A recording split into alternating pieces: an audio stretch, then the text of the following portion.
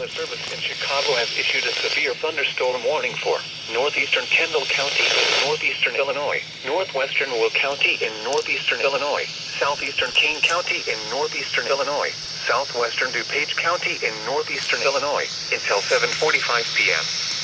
At 7:16 p.m., a severe thunderstorm was located near Aurora, moving south at 20 miles per hour.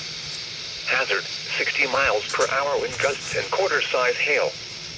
Source, radar indicated. Impact, hail damage to vehicles is expected. Expect wind damage to roofs, siding, and trees. Locations impacted include Aurora, Naperville, Bolingbrook, Romeoville, Plainfield, Oswego, Montgomery, and Boulder Hill, including the following Interstate 55 between mile markers 261 and 264. For your protection, move to an interior room on the lowest floor of a building.